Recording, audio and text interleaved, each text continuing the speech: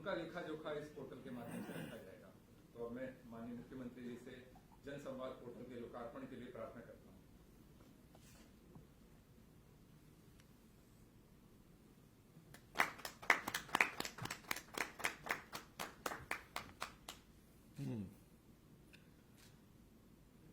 तो मित्रों, आज दो विषयों पर बात करेंगे। पहला विषय तो यही जो जन संवाद का पोर्टल है।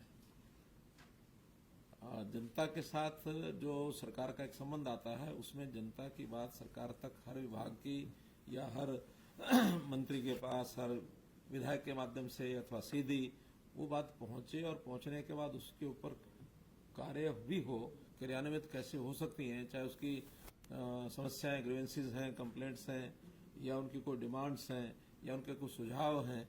तो ऐसे किसी प्रकार का जो काम होता है, सामान्यतः एक रूटीन बना हुआ है कि सब लोग आके बताते भी हैं और लिख करके वो कागज भी देते हैं।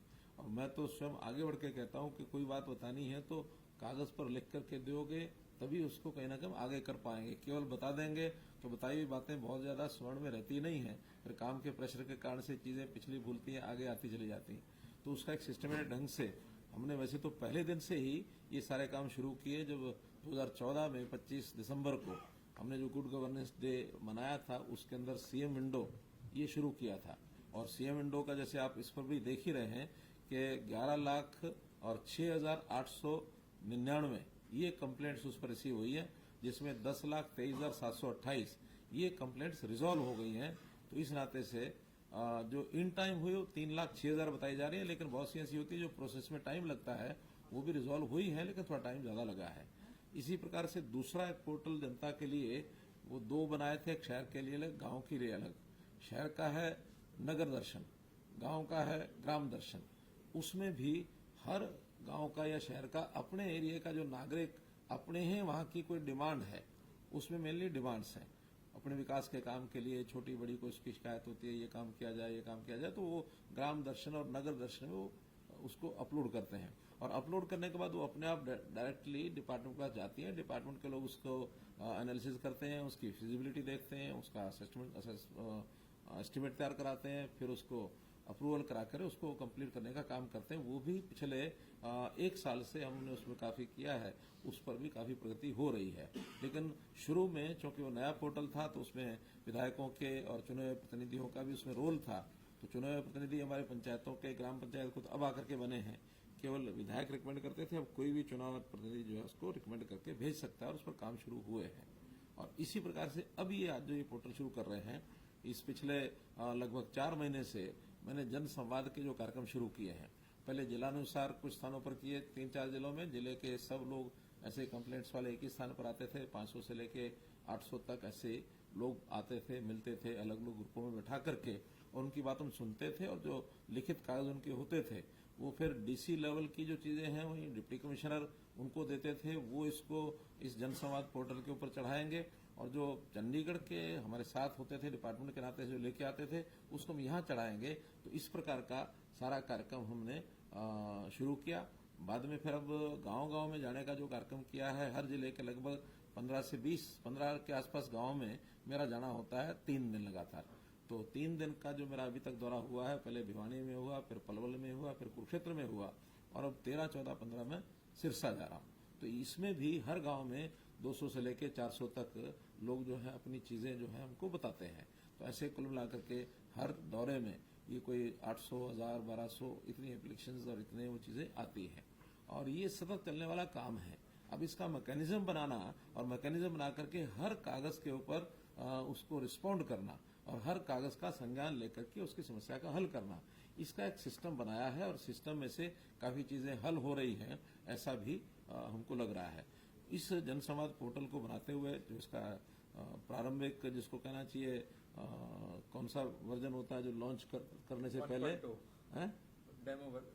डेमो जो उसका वर्जन है उसको हमने चालू किया है। उस डेमो वर्जन में अभी तक 3,609 ऐसी एंट्रीज ये हो चुकी हैं। लेकिन अभी उसको मैंने भी लगातार उसको मैं रिव्यू भी करता हूं, जो कुछ उसमें कमी दिखती है, या जो उसका जो रूट, जो उसका मैप करना होता है, उसकी ट्रैकिंग सिस्टम, वो सारा बनवाया ताकि नीचे के अधिकारी पर भी ये चीज अपने आप पहुंच जाए, और वो उसको जिसको रिजॉल्व करना है, जिसने ओन किया है, उसको ऑन करने के बाद टाइमलाइन वो बताते हैं कि इस काम में इतने दिन लगेंगे, और वो दिन उसमें चढ़ाता है। और उतने दिन के बाद फिर उसकी जिम्मेदारी होती है, उसको हम यानी उसकी जिम्मेदारी ठहराते हैं कि इतने दिन में हुआ है कि नहीं हुआ।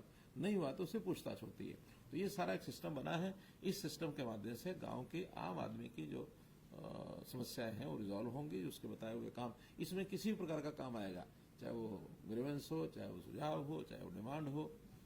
इवन ट्रांसफर्स की भी कई ऐसी एप्लीकेशन लोग दे देते हैं, वो हमारे ट्रांसफर डिपार्टमेंट को चली जाती है। वो उसका ऑनलाइन है तो ऑनलाइन के हिसाब से उसको उत्तर जाता है, भी ऑनलाइन है। और जो ऑनलाइन नहीं है, मैनुअल ट्रांसफर है, वो मैनुअल ट्रांसफर उसकी इच्छा के हिसाब से हम करते हैं। तो मोटे तौर पर पब्लिक यानी जो सिटीजन सेंट्रिक ये सारी चीजें हमने बनाई हैं, ताकि सिटीजन कोई भी बात अपने गांव में अपने घर में बैठे बैठे हमको भेजे और हम उसका काम करके उसके घर में उसको बता सकें। और मैं समझता हूं कि इतना जो एक विस्तृत ये जो सारी योजना बनाई है हरियाणा सरकार ने, इस प्रकार की योजना मुझे नहीं लगती किसी और सरकार की भी है। और इसमें से मुझे वो दिन याद है कि जब इसी 4th फ्लोर के ऊपर 1996 से 98 तक जब हम सरकार में शामिल थे, चौधरी बंसीलाल जी की सरकार में, और ये फ्लोर भरा रहता था। और खास करके हमारे शिक्षा मंत्री जी का कमरा तो पैर रखने की जगह नहीं होती थी। अगर हमें भी बात करनी होती थी तो घंटों लग जाते थे उनसे बात करने के लिए 1 मिनट। लेकिन आज वो सब चीजों से मुक्त हम इसलिए हुए हैं कि व्यक्ति को यहाँ आने की आवश्यकता नहीं है, उसका पैसा नहीं लगता, उसका समय नहीं लगता। और बात वही जो उसको 3 दिन 4 दिन में यहाँ आकर के वो बताता था, वो 1 मिनट में अपनी बात हमको भेजता है। तो टेक्नोलॉजी का एक उपयोग हम करके चीजों को कर रहे हैं। और इसका जो जनसंवाद के मेरे जो कार्यक्रम चल रहे हैं जनता के 3-3 दिन के जिलानुसार, बहुत बड़ी सेटिस्फेक्शन इसके अंदर है। कई विषय और भी हैं इसके साथ सेटिस्फेक्शन के, लेकिन ये जो ऑनलाइन का सिस्टम है जनता बहुत पसंद कर रही है।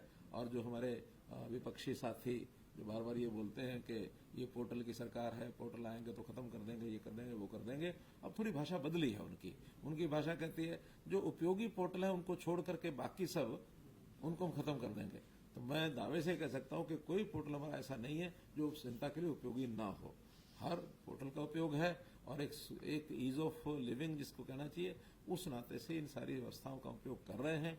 और मैं तो ये कहता हूं कि कभी हमने टेक्नोलॉजी की ये चीजें पढ़ी नहीं, लेकिन अभ्यास से करते करते आज इतना विश्वास हो गया कि हम कोई भी चीज करते हैं जनता को 1 मिनट में बताते हैं।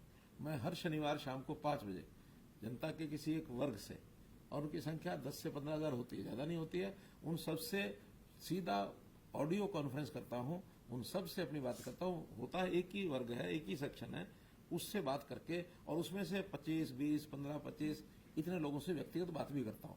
और उसमें से फील्ड में क्या कुछ चल रहा है सीधी बात हमको जानकारी आती है।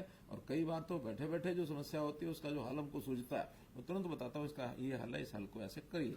जो अधिकारी होते हैं वो सब सुन रहे होते हैं उसको, संबंधित विभाग के अधिकारी, सभी डिप्टी कमिश्नर्स, सभी विधायक और सभी हमारे पार्टियों के जो कार्यकर्ता हैं उनको भी हम जोड़ के रखते हैं। केवल उन्होंने सुनना होता है, लेकिन जो जनता है जिसको संपर्क करना वो केवल 2 वे होते हैं, बाकी सब 1 वे होते हैं।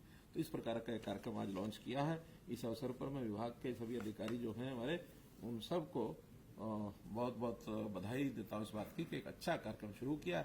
इसमें बाकी भी अगली जो हमारी फील्ड से ऐसे आएंगे कागज वो सब, और सीएम ऑफिस में या सीएम निवास पर और भी जो लोग आते हैं उनको भी सबको इसमें हम लोड करेंगे।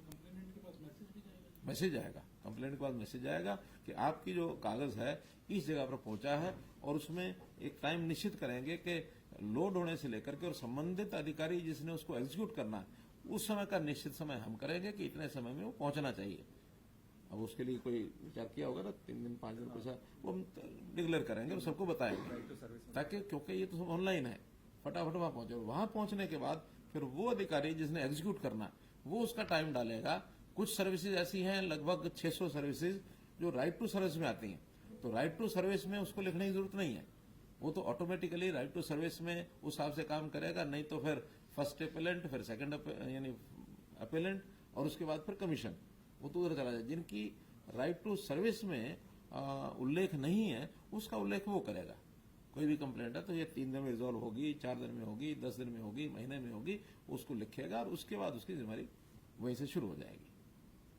अब दूसरा विषय वो है आज की कैबिनेट मीटिंग। तो मित्रों, आज की कैबिनेट मीटिंग में एजेंडास के 22 विषय थे, और उस 22 विषय में जो सबसे महत्वपूर्ण था वो हर वर्ष की भांति वो रहता है एक्साइज पॉलिसी। तो एक्साइज पॉलिसी हर साल बनती है। ये पहले तो 31 मार्च तक बना करती थी, लेकिन कोविड में इसका कुछ समय परिवर्तन हुआ था। उस नाते से अब ये हर वर्ष की पॉलिसी जून 11 तक खत्म होती है। जून 12 से नई पॉलिसी शुरू होती है। तो जून 12 से नई पॉलिसी शुरू होगी। आज अभी 1 महीने का समय जो है इस पॉलिसी के हिसाब से अब उनकी ऑक्शन होनी है या जो वेंडर्स तय करने हैं उस सारी प्रोसेस में लगेगा। और नया जो वर्ष है इस एक्साइज पॉलिसी का वो 12 जून से अगले साल की 11 जून तक ये रहेगा। और उसमें मुख्य रूप से जो चीजें आज तय की गई है उसमें पहला विषय तो यही है कि हमारा जो पिछले वर्ष का यानी वर्ष भर का जो टारगेट था रेवेन्यू का, पहली बार वो 10,000 करोड़ रुपया पार होने जा रहा है। क्योंकि अभी उसमें 1 महीना बाकी है, तो उस 1 महीने का जो एवरेज के हिसाब से 10,000 करोड़ रुपए से लगभग 10,500 करोड़ रुपए पहुंच जाएगा। और पहली बार ये 10,000 करोड़ से ऊपर होगा। 2014 में 14-15 में जब हम सत्ता हमने संभाली थी उस समय ये लगभग 3200 करोड़ था। इन्हें 3 गुना से भी ज्यादा ये रेवेन्यू हुआ है। और अगर मैं पिछले 5 साल की बात करता हूं तो ये 5 साल में भी दुगना हो गया है। उस समय भी लगभग 5,500 करोड़ था, तो ये दुगने के आसपास 5 साल में यानी पहुंचा है। 5 साल यानी ये अब से 5 साल यानी ये है 2023 का, तो 2018 का यानी पिछली टर्म से भी 1 साल पहले का। तो एक अच्छी जो हमारी प्रोग्रेस है, प्रगति है, इसमें से ही व्यवस्थाओं को पता लगता है कि व्यवस्थाएं हमने खूब अच्छी की हैं। बावजूद इसके कि कुछ शिकायतें बीच में जो आती रहती हैं, उन शिकायतों का निवारण कैसे करना, उस पर कैसे शिकंजा कसना, वो हर वर्ष आगे हम बढ़ते हैं, उन चीज़ों को ठीक करते हैं। तो इस नाते से इन चीज़ों को ठीक करते हुए और हमने अपना ये रेवेन्यू बढ़ाया है। लास्ट ईयर बताया 10,000, तो इस बार 11,500 करोड़ का टारगेट है। वो तो उससे पिछले साल से, हाँ, तो 23%। इस बार भी ये 15% आंकड़ा आंक करके चल रहे हैं कि 10,000 करोड़ से 11,500 करोड़ रुपया ये आएगा। लेकिन उसमें भी डिपेंड करता है कि साल भर में, क्योंकि ये चीज एकदम बहुत एक्सपेक्टेशन के हिसाब से एकदम फिक्स चलती है ऐसा नहीं है, कई चीज में अदल बदल होती रहती हैं। लेकिन फिर भी न्यूनतम जो है हमारा 11,500 करोड़ का टारगेट है। इसके ऊपर बहुत कुछ फैक्टर्स ऐसे हैं जिसका डिपेंड करता, तो मुझे लगता है उससे बढ़ जाएगा।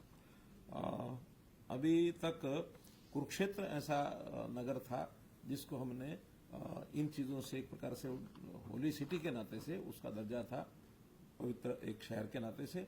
अब उसमें हमने पंचकुला भी जोड़ दिया।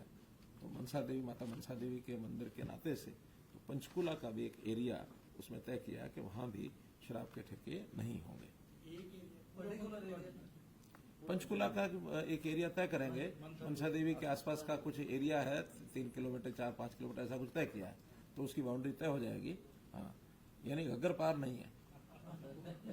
उनको अंकित जी को चिंता हो गई।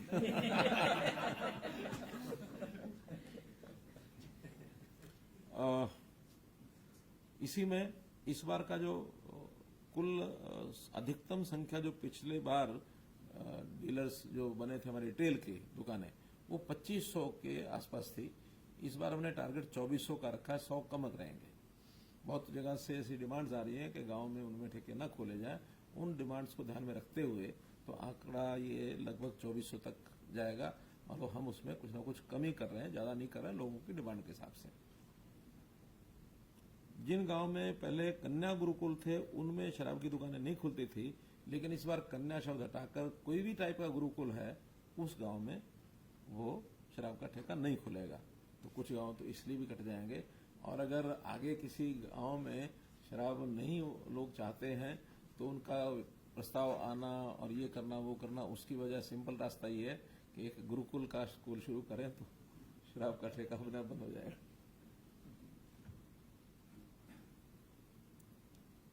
पर्यावरण के नाते से एक निर्णय लिया है कि पहले कुछ बोतलें तो शीशे के गिलास में आती थी और कुछ प्लास्टिक की पैक, जो पीईटी पैट होता है, तो प्लास्टिक में उनकी सप्लाई होती थी। लेकिन अब इस बार एक हम सोच रहे हैं कि फरवरी 29, इस बार फरवरी 29 आएगा 2024, तो 29 फरवरी के बाद यानी 1 मार्च ऑनवर्ड्स ये सारा प्लास्टिक की बजाय शीशे की बोतलों में ही सप्लाई होगा, चाहे कोई भी साइज हो शराब का।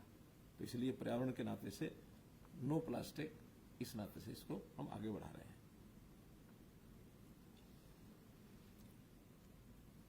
रिटेल जो परमिट फीस है, उस परमिट फीस में एक नया हमने welfare fund, environmental and animal welfare fund, इसको लगाया है और इसमें लगभग 350 से 400 करोड़ रुपया अतिरिक्त मिलेगा और ये 400 करोड़ रुपया हम विशेष काम के लिए उपयोग करेंगे, जिसकी घोषणा मैं बजट में कर चुका हूं। 400 करोड़ रुपया मालूम है ना,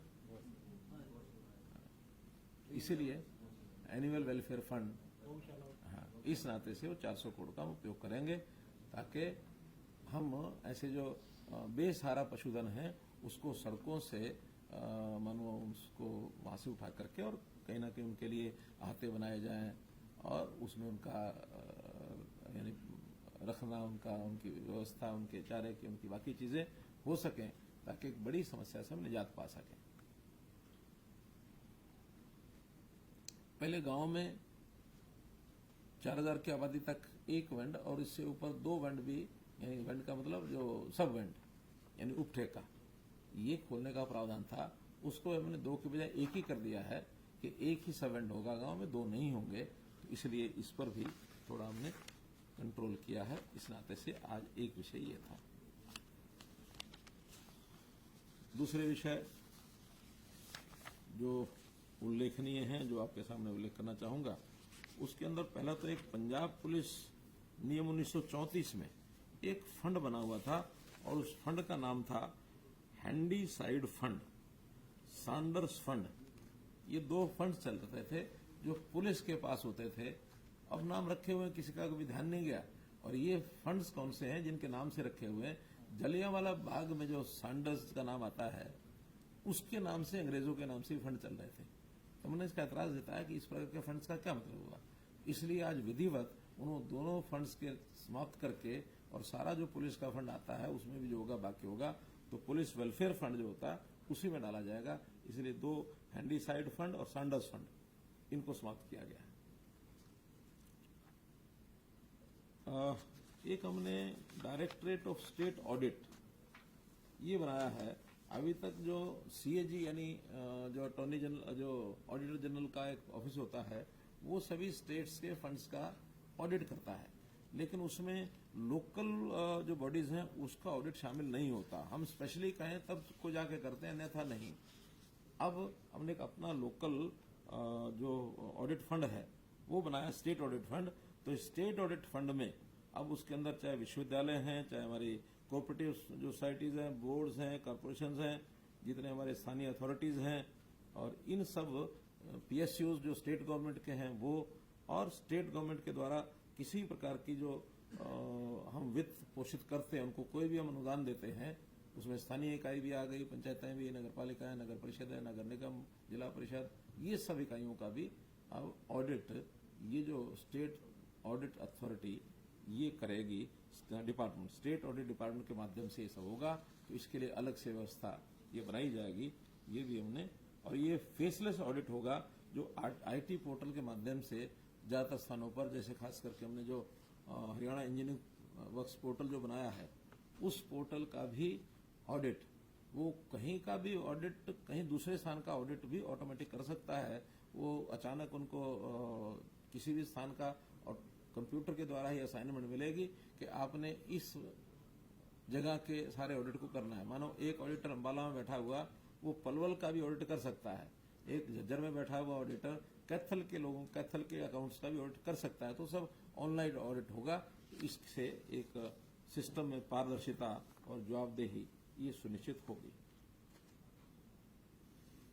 फिर इसके बाद एक है गांव के अंदर जो हमने ग्राम सचिव लगाए हुए थे, वो ग्राम सचिव, उनकी पदों की संख्या भी कम थी अभी तक, उन संख्या को बढ़ा दिया गया है। और वास्तव में तो उनकी एक्चुअल संख्या वो भी कोई 2000 से आसपास, उससे भी कम थी, 1800 के आसपास। नई भर्ती करके ये 4487 संख्या काडर की ये कर दी गई है।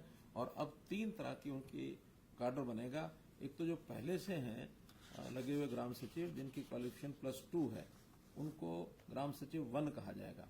उसमें नई भर्ती भी होगी। और अभी भी जो ग्रेजुएट्स हैं, ग्रेजुएट्स एंड कंप्यूटर का जो जानने वाले हैं, उनको सबको काडर 2 में रखा जाएगा, ग्राम सचिव 2, ताकि नीचे वालों की प्रमोशन होकर चले जाएंगे। नई भर्ती भी वो सारी अब ग्राम सचिव 2 की ही होगी।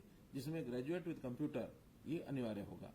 और तीसरे तरह के होंगे, इन्हीं में से जो सीनियर लोग होंगे ग्राम सचिव 2 में, उनको महाग्राम सचिव, जो हमारे 135 महाग्राम हैं, उनके लिए उनको लगाया जाएगा 135 लोगों को उसमें ग्राम सचिव, महाग्राम सचिव बनाया जाएगा। और इस प्रकार से 3 कैडर ग्राम सचिव के होंगे। इससे गांव का जो काम है, जैसे जैसे हम विकेंद्रीकरण कर रहे हैं, ग्रामों को और बाकी सब लोगों को जो अधिकार अधिक दिए जाते हैं, उनको कामों का बंटवारा करके उनके जिम्मे काम भी ज्यादा लगाए जा रहे हैं, बजट भी ज्यादा दे रहे हैं, तो इन ग्राम सचिवों का भी अपना रोल हो जाएगा। तो उधर ऑडिट और ग्राम सचिवों की संख्या बढ़ाना और पंचायत को ज्यादा शक्ति देना, ताकत देना, पारदर्शिता के साथ ई टेंडरिंग के माध्यम से जो काम करें, तो ये उस प्रोसेस का एक हिस्सा बनेंगे। फिर मंत्रिमंडल ने आज जो नए सब डिवीजन हैं, उनकी जिनकी डिमांड आ रही थी, ऐसे 6 नए सब डिवीजन ये बनाए हैं। उन 6 नए सब डिवीजन में मानेसर, जुलाना, नीलोखेड़ी, नांगल चौधरी, इसराना और छछरौली, ये नए सब डिवीजन बनाने के लिए भी हमने प्रस्ताव पारित किया है। इस समय इतना ही है कि पहले एक 2.5 लाख तक की पॉपुलेशन के जो बनते थे, बाद में विचार करके कुछ और जो जोड़ने के लिए एक रिलैक्सेशन दी गई है कि 2 लाख से ऊपर आबादी के भी एरिया को सब डिवीजन बनाया जा सकता। तो उसमें 6 जो हैं उसके अंदर करते हैं, एलिजिबल होते हैं। 2 ऐसे भी हैं जिनकी डिमांड तो थी लेकिन एलिजिबल नहीं हुए हैं, वो बुआनीखेड़ा और कलानौर। उनकी जनसंख्या अभी भी कम बैठती है, आसपास के गांव जो बाकी हैं उनकी सहमति नहीं अभी बनी है, तो जैसे उनकी भी जनसंख्या पूरी होगी तो उस पर विचार किया जाएगा।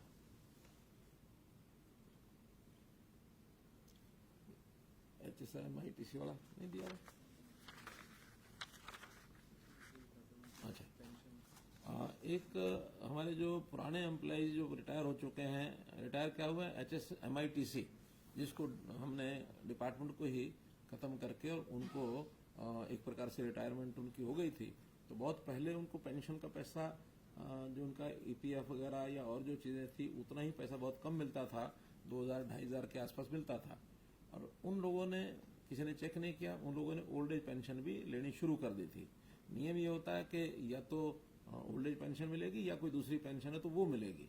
अब चूंकि वो भी बहुत कम थी और ये भी उस समय तो 1000, 1200, 1500 रही होगी, उससे भी कम रही होगी, क्योंकि एम्प्लॉय रिटायर हुए थे 2006-8 में उनको शायद बंद कर दिया गया था, तो उस समय ओल्ड एज पेंशन भी बहुत कम थी।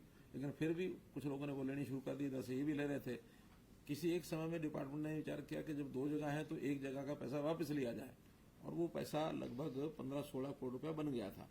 बाद में उन लोगों ने रिकमेंड किया कि हमारे 2-2.5 हजार रुपया है, हमको ओल्ड एज पेंशन भी नहीं मिलती और हमें यहाँ से भी कुछ मिलता नहीं है, तो उनको हमने 6,000 से लेकर 20,000 रुपये तक मानधन देना शुरू किया। ऐसे जो रिटायर्ड एम्प्लॉय थे, ये लगभग 800 के आसपास थे, तो ऐसे लोगों को 6,000 से लेकर और 20,000 रुपये तक ये पैसा दिया। उधर से रिकवरी डाल दी गई थी, डिपार्टमेंट रिकवरी डाली कि 2 जगह ले रहे इसलिए वापस करो। एक समय ऐसा आया कि डिपार्टमेंट ने वो जो उनको 2,500 जो ले रहे थे उनकी ये बंद कर दी, 6,000 से लेकर 20,000 तक, 1 साल का वो उनका बंद रहा। तो जब समस्या ध्यान में आई तो आज हमने उसको रिजोल्व कर दिया है कि जो पिछला उनका बकाया है 6,000 से 20,000 जो हमने तय किया था 1/10/20 से, वो 1/10/20 से उनका जो एरियर बचा हुआ वो सारा उनको मिलेगा।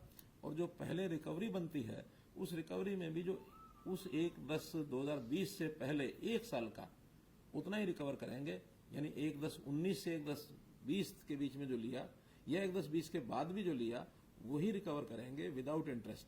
और उससे पहले का चाहे वो ओरिजिनल अमाउंट है चाहे इंटरेस्ट है वो सब छोड़ दिया है, ताकि एक सुविधाजनक तरीके से लगभग 2,000 एवरेज भी अगर हो तो 1 साल का 22-24 हजार बनता है, तो किसी का 20,000 किसी का 22,000, तो 20-22 हजार रुपया उनका जो एरियर बनेगा वो निकाल करके बाकी पैसा उनको देकर पुनः उनकी 6,000 से 20,000 वो चालू हो जाएगी। इस एक प्रकार से जो विवाद सा था उसका सोल्यूशन किया है, तो उनको हमने ये पेंशन की राहत जो रिकवरेबल अमाउंट थी उसको वेव करके और ये हमने दिया है। इसी प्रकार जो हमारी एग्री बिजनेस और फूड प्रोसेसिंग पॉलिसी, उसमें भी थोड़ा और राहत देते हुए कि कुछ 4 उसके पार्ट थे, उसमें 2 पार्ट्स में तो काफी लोगों की डिमांड थी, लेकिन 2 भाग ऐसे थे जिसकी डिमांड उसकी नहीं आ रही थी, तो जो बजट 2 पार्ट्स का जहां डिमांड नहीं थी उसका भी परिवर्तन करके जिनकी डिमांड थी उसमें डाल करके और उसको पूरा कर दिया गया है। तो बैकवर्ड फॉरवर्ड लिंकेज स्कीम के अंतर्गत 25 योजनाएं जो हैं उनमें और एक 15 अतिरिक्त योजनाएं ये स्थापित की जाएंगी, जिसमें इंटीग्रेटेड कोल्ड चेन और वैल्यू एडिशन स्कीम, ताकि वो जो एग्रो बिजनेस है उसके अंदर वैल्यू एडिशन करने के जो प्रावधान है और उसमें चेन सप्लाई का जो सिस्टम है उसको और मजबूत किया जाए। तो ये 160 रुपए का बजट जो उधर ट्रांसफर किया और इसमें भी लगभग 3500 करोड़ रुपए का और निवेश आएगा, जिसमें 20,000 लोगों को रोजगार ये और मिलेगा। तो इस प्रकार से जो खाद्य संस्करण परियोजना है इसको बढ़ावा देने के लिए एक प्रस्ताव हमारे इंडस्ट्री डिपार्टमेंट का और एग्रीकल्चर डिपार्टमेंट का ये था। फिर इसी प्रकार से इंडस्ट्रियल कॉलोनी, उस इंडस्ट्रियल कॉलोनी में भी थोड़ा परिवर्तन किया है कि पहले 50 एकड़ तक की जो कॉलोनी थी उसके अंदर एक 20% का और मिक्स लैंड यूज का एक प्रावधान था। अब हमने 50 एकड़ की बजाय उसको 25 एकड़ कर दिया कि 25 एकड़ में 20% और 50 एकड़ में 25% कर दिया, अर्थात एक 5% की वृद्धि उत्तरोत्तर और आगे जो बड़ी इंडस्ट्री एरियाज हैं उनको 5% मिक्स लैंड यूज इसका लाभ ज्यादा मिलेगा, ताकि उनको वायबल हो जाए, क्योंकि जितना मिक्स लैंड यूज होगा उसमें उनका वायबिलिटी बढ़ती है। तो इस नाते से वो एक प्रावधान ये किया गया है। एक विषय बहुत दिनों से लटका था, वो था रोहतक में पैरावर की जमीन। हमने इसको देखा ही होगा कि कितना विवाद इसका बना है। कोई नहीं, वो करें, दिक्कत नहीं है, लेकिन ये विषय तो एक तरीके से आखिर सरकारी सिस्टम बिना तरीके के होता नहीं। वो तो ये कहते हैं ना अजीब करके जाओ, तो स्टेज पर दे के जाओ। अब ये सरकारी सिस्टम ऐसे नहीं होते, बहुत मुश्किल से उन चीजों को ठीक किया है। पहले तो जो 33 वर्ष की लीज 2008 में शुरू हुई थी और वो 2041 में खत्म होनी थी, अब हमने पिछला उसको क्योंकि रद्द हो चुकी थी, इसलिए अब 2023 से आज से 33 साल की लीज उनको हो जाएगी। तो ये 2056 में जाकर के खत्म होगी। तो इसलिए वो एक 15 साल का उनको लाभ ये मिल जाएगा कि वो आज से वो शुरू हो गई है। और दूसरा, उसमें जमीन जो थी वो 3 टुकड़ों में थी पहले, क्योंकि पैरावर गांव की जमीन अब वो कारपोरेशन में आ गई है। तो 3 टुकड़ों में अब उनकी जमीन को इकट्ठा कर दिया गया, एक चौरस उसको शेप दे दी गई है। और जो ऊपर से बिजली की तारों की हैवी जो कनेक्शन होता है हाई टेंशन की जमीन को बाहर निकाल करके उनको जो साफ जमीन है, क्लियर लैंड, वो उनको दे दी गई है। इसलिए उसका भी उसमें मामला ठीक कर दिया गया। और अब उनकी जो है नया म्यूनिसिपल कॉर्पोरेशन रोहतक नया एक उनके साथ एग्रीमेंट करेंगे और उस एग्रीमेंट लीज एग्रीमेंट में 33 साल का हो जाएगा। फिर उसके बाद उनका काम शुरू है, वो अपने जो भी प्रावधान करना एजुकेशन के लिए, वो एजुकेशन का अपना, क्योंकि गौड़ ब्राह्मण प्रचारणी सभा बनी हुई है, तो गौड़ ब्राह्मण प्रचारणी सभा उसके अंदर अपना निर्माण करने के लिए पहले शुरू की पॉलिसी जो 2008 में थी उसमें 2 साल का प्रावधान था कि 2 साल के अंदर उनको बनाना था और 2 साल की एक्सटेंशन थी। अब नई उसमें हमने स्कीम में कहा है कि 5 साल में बना सकते हैं और 5 साल के बाद और 5 साल का भी एक्सटेंशन का प्रावधान उनका किया है। तो इसलिए क्योंकि आखिर संस्थाएं हैं, संस्थाओं को पैसा इकट्ठा करना, बढ़ाना करोड़ों रुपए का काम है, कोई छोटा तो है नहीं। और उस सारे को करने के लिए उनको एक समय की सुविधा और ज्यादा दी जाए। तो ये आज एक विधिवत तौर पर इसको, लैंड कितनी है टोटल सर? कुल 15 एकड़ है, 15 समथिंग है। तो उसमें भी अभी तक HSVP ने उसमें बीच में एक्वायर कर ली थी 12.5 एकड़, वो 12.5 एकड़ वापस जो है कारपोरेशन को कर दिया। तो टोटल 15 एकड़ कारपोरेशन जो है उनके साथ लीज करके उनको दे देगी। 2 लाख रुपया टोटल मिला के लीज की राशि होगी वार्षिक, और 5% हर साल उसमें वृद्धि होती रहेगी। तो ये अभी से मानते हैं कि उनको चली गई है? अभी यहाँ से मंत्रिमंडल ने फैसला कर दिया, अब तो एक विधिवत उनके साथ एग्रीमेंट, लीज एग्रीमेंट होना, वो कारपोरेशन करेगा। 33 साल, आज से 33 56, यानी वो 2008 से पहले 33 साल था, वो रद्द करके अब 2023 से 33 साल 2056 तक हो गया।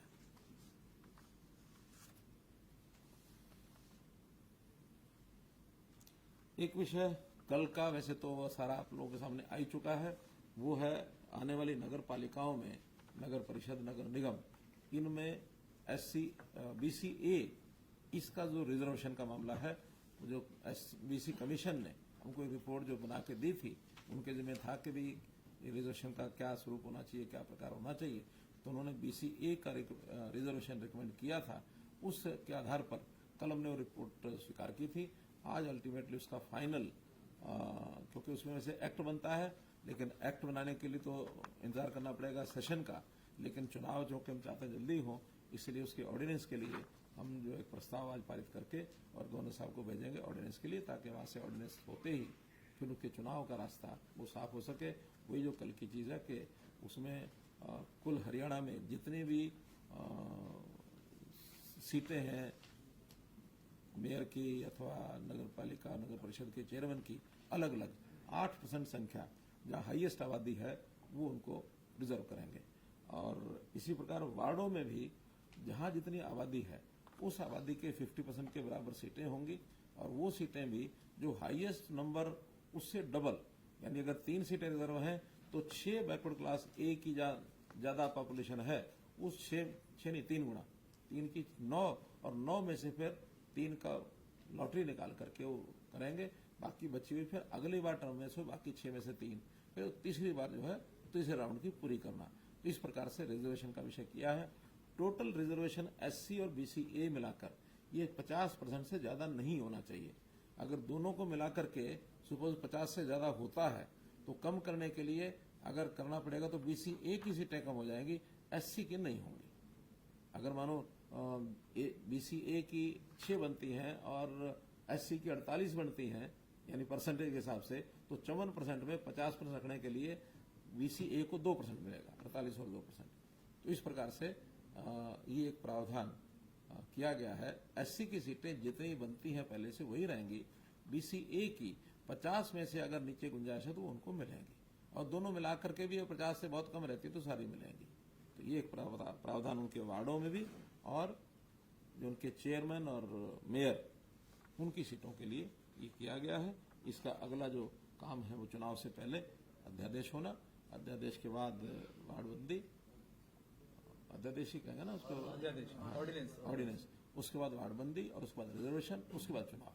ये सारे काम मुझे लगता है बहुत जल्दी हम करा लेंगे। तो मित्रों, आज के मंत्रिमंडल की बैठक में कुछ इंपॉर्टेंट इश्यूज थे वो आपके सामने रखे हैं। Anything on your side?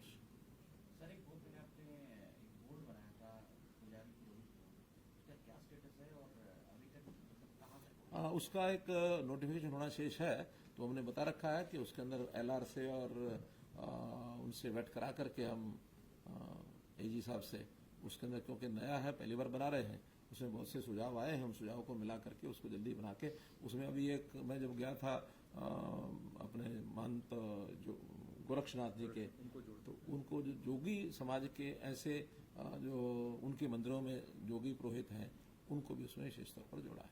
हालांकि वैसे पुरोहित में आ ही जाते हैं वो, लेकिन उन्होंने कहा कि जोगी नाम से जोड़े, तो हमने जोड़ दिया। केरला फिल्म को तमाम राज्यों में टैक्स फ्री कर दिया गया है, हरियाणा में भी सर टैक्स फ्री होगी? अभी मैंने उनको कहा है कि एक बार टीम बैठ करके देखेगी उसको, और देखने के बाद कितना उसमें लोगों के लिए आकर्षण है, लोगों के लाभदायक है। वैसे तो उसको टैक्स फ्री न करें या करें, कोई अंतर इसलिए नहीं पड़ता कि जिन्होंने देखना खूब डट के वो देख रहे हैं और अच्छा खासा पैसा उसमें से आ रहा है। तो इसलिए टैक्स फ्री करेंगे तो कुछ ज्यादा लोग देखेंगे ऐसा नहीं है। तो उसका चार्म पहले से है, करना होगा तो जो पहले देख लें लोग, उसके बाद कुछ समय बाद कर देंगे, उसमें क्या है। अब मैंने देखी नहीं है, मैं देख लेता तो शायद जल्दी उसका कोई ना कोई कमेंट कर देता, मैंने देखी नहीं।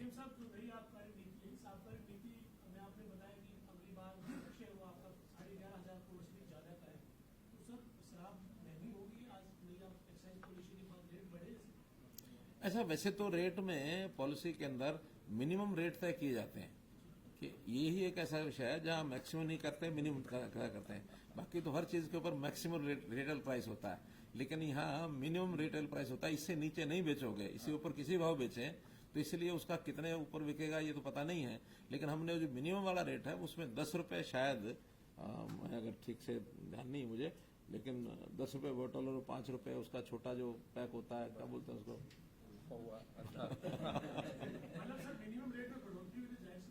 हाँ, तो 5-10 रुपया है। क्योंकि स्वाभाविक है कि उसके अंदर अगर बढ़ेगा तभी वो ऑक्शन में कुछ ज्यादा आएगा, तो उसी में से आएगा जेब से। हाँ, तो कोई किसी ने जेब से तो देना नहीं है। खबर तो ये है कि देसी शराब महंगी होगी या विदेशी होगी। अभी उसका आपको क्लियर हो जाएगा, हमारे एक्साइज डिपार्टमेंट के लोग बता देंगे सब। हमने उसका इतना अध्ययन भी नहीं किया। जो पोर्टल है उसके अंदर जब उनकी प्रॉब्लम रिजोल्व हो जाएगी तो भी कोई उनके पास मैसेज जाएगा? उनको मैसेज साथ साथ जाएगा जैसे ही संबंधित अधिकारी के पास पहुंचेगी। बीच की प्रोसेस में तो नहीं है मार्क कर दिया या चलेगा तो 3-4 दिन नहीं, लेकिन जैसे वो संबंधित अधिकारी के पास जिन्हें सॉल्व करना है उसके पास पहुंचते उसका मैसेज जाएगा। उसके बाद जैसे उसमें से कोई प्रोग्रेस होती है तो प्रोग्रेस के कुछ स्टेप्स होंगे, उस स्टेप्स में उनको जानकारी मिलेगी। एक जैसे फीडबैक कॉल भी जाती है, कोई ऐसा भी अरेंजमेंट करेंगे कि नहीं, भी कॉल नहीं जाएगी, बड़ी संख्या है तो वो तो फिर बाद में अगर किसी की शिकायत फिर भी बचती है उसके लिए कोई संपर्क करना होगा तो करेंगे। अदरवाइज तो एक सिंपल प्रोसेस में जो जो चीजें सॉल्व होती जाएंगी वो सब उनको बताते जाएंगे। सर क्या इसमें ऐसा भी होगा कि जिसने कंप्लेंट की है उसको जैसे मैसेज जाएगा, कोई नंबर ही जाएगा, उससे वो ट्रैक कर सके बाद में हाँ, कि मेल कहाँ जा रही है? कर सकता। मणिपुर को जिस तरीके से विद्यार्थी वहाँ पर फंसे हुए हैं उसको लेकर काफी अच्छा आपने एक तरीके से शेड्यूल दिया। सब 16 विद्यार्थियों के साथ, उसमें से 5 तो कल रात को आ गए थे। रात को वो लगभग 11:30-12 बजे पहुंचे थे एयरपोर्ट, और हमने तो उनकी तो व्यवस्था भी वहाँ हरियाणा भवन में की थी। लेकिन मैंने जब सुबह पूछा तो उनका कि नहीं, रात को ही उनके परिवार के लोग अपने अपने घर ले गए हैं। बल्कि मेरी तो इच्छा थी उनको सवेरे मिलने की, लेकिन वो अपने परिवार में चले गए। 8 अभी और आ गए हैं, तो 8-5 13। 3 लोग ऐसे हैं जिनकी टिकट थोड़ा लेट बुक हुई थी क्योंकि प्रेशर बहुत था एयरलाइंस के ऊपर, तो वो थोड़ा लेट बुक हुई, इसलिए वो 3 भी कल दोपहर तक शायद, कल दोपहर तक कुल 16। अभी तक हमारी जानकारी में 16 आए थे। मदद मांगी है। 16 ने मदद मांगी थी, तो हमारी तो जानकारी मिलेगी, उन्हीं काम कर पाएगा। अब मालूम नहीं, अभी तो जानकारियां मिलेंगी। अभी तक 16 के लोगों की वहाँ के कॉलेज के लोगों ने जो हमें बताया, क्योंकि एक से संपर्क किया तो उन्होंने बताया भी हमारे यहाँ हरियाणा के इतने लोग और हैं, और या यहाँ के किसी पेरेंट्स ने हमको संपर्क किया, तो 16 की संख्या बन पाई थी। सर दिल्ली के दौरे पे थे, अमित शाह साहब से मुलाकात हुई थी, तो कोई खास विषय बड़ा धमाका होना नहीं, धमाका तो आप करते हो, मैं थोड़ी करता हूँ। क्या थोड़ा सा बता दीजिए। नहीं, ऐसा कोई खास बात नहीं थी। कुल मिलाकर के हमारा एक रूटीन का काम रहता है कि हम अपने यहाँ क्या क्या कर रहे हैं वो सारा अपने नेताओं को बताना होता है। और कर्नाटक चुनाव हो गया, हमने हालचाल पूछा भी, कर्नाटक का सरकार बनेगी, खूब अच्छी बनेगी, बढ़िया बनेगी। सर पहलवान जो धरने पर बैठे हैं उसको लेकर क्या कहेंगे, क्योंकि सुप्रीम कोर्ट के आदेश पर मुकदमा भी दर्ज हो गया, पुलिस ने जांच भी शुरू कर दी। देखिए, कुल मिलाकर तो ये विषय बन गया है कानून का, तो कानून का विषय एक कानूनी प्रक्रिया के तहत ही होता है। मुझे लगता है कि कानूनी प्रक्रिया शुरू हो चुकी है, उनके खिलाफ FIR भी हो गई है, 2 FIR हुई ब्रदर, और दोनों में जो पुलिस अपना संज्ञान ले रही है, और जरूर उसका कोई ना कोई निर्णय जल्दी होगा। और मैं तो खिलाड़ियों से अपील करूंगा कि अब इस विषय को एक सीमा से आगे न बढ़ाएं, क्योंकि जो रेसलर्स की जो क्या फेडरेशन है, क्या नाम उसका, WFI, wrestlers federation of India, तो उसके अब नए चुनाव होने वाले हैं, इसलिए उनका तो वैसे भी कोई रोल रहा नहीं है, और उसमें कोई ना कोई विषय जल्दी निकलेगा। बीच में कई लोग लगे हैं जो उसका कोई रात निकालने के लिए बातचीत कर रहे हैं। मुझे निकलता है कि 1-2 दिन में रास्ता निकला है। सर जो रेट तय किए जाएंगे शराब के, पड़ोसी राज्यों में दिल्ली या पंजाब की बात करें तो वहाँ पर रेट कम किए गए हैं, तो क्या हरियाणा में जो रेट होंगे उनसे ज्यादा क्या हो जाएगा या क्या कम रहेगा? अलग अलग आइटम्स हैं, तो कुछ आइटम्स का हमारे पड़ोसी राज्यों में हमारे से भी ज्यादा है, कुछ का हमारे से कम है। वो अपना अपना देखते हैं कि जो वहाँ किस कैटेगरी के लोग क्या कंज्यूम करते हैं, तो कैटेगरी वाइज ही करते हैं। जो मुझे जानकारी मिली है, जो छोटा पैक होता है ना, सबसे छोटा पैक, वो पंजाब में ज्यादा बिकता है, तो उन्होंने उसको महंगा कर दिया है। तो जो उनके यहाँ कम बिकता है उसको सस्ता करते हैं। तो ये तो मार्केट डिमांड एंड सप्लाई का विषय होता है। हर प्रदेश कभी नहीं चाहता कि उसका रेवेन्यू कम हो जाए, तो रेवेन्यू को ठीक करने के लिए वहाँ की डिमांड सप्लाई और किस लेवल, किस टाइप के लोग हैं वहाँ, कौन सा ज्यादा लोगों की इच्छा और ऑप्शन रहती है, उसके हिसाब से चलता है। अब कहीं अंग्रेजी का सिस्टम ज्यादा है, कहीं देसी का सिस्टम ज्यादा है, कहीं छोटा सिस्टम ज्यादा है, कहीं बड़ा सिस्टम ज्यादा है। तो ये अध्ययन मेरा नहीं है, आप लोगों का किसी का हो तो मुझे पता नहीं, लेकिन मुझे इतना पता है कि रेवेन्यू पिछली बार से 1000 करोड़ रुपया, 1500 करोड़ रुपया ज्यादा ही आएगा। सर एक सवाल था मेरा, गुड़गांव में जैसे चर्चा चल रही है कि गुड़गांव के मेयर की सीट रिजर्व है, जैसा आपने बताया कि अब आरक्षण देने जा रहे हैं, तो ये ऐसा है कि नहीं, कंफ्यूजन अब दूर है। अब नए सिरे से सारा ही रिजर्वेशन का वो चार्ट बनेगा, चाहे उसमें वार्ड्स हों, चाहे उसमें मेयर्स हों, क्योंकि मेयर 11 के 11 हैं, और जिस दिन ये साइकिल चलता है वो पूरे सबका ही चलता है। चुनाव भले 3 का है, लेकिन अभी जो 8 का चुनाव नहीं है, लेकिन जिस दिन रिजर्वेशन का नया सिस्टम बनता है 11 के 11 का बनेगा। आज जिनके चुनाव है आज लागू हो जाएगा, बाकी के ऊपर जब भी नेक्स्ट चुनाव होगा उसके ऊपर वो लागू होगा। धन्यवाद।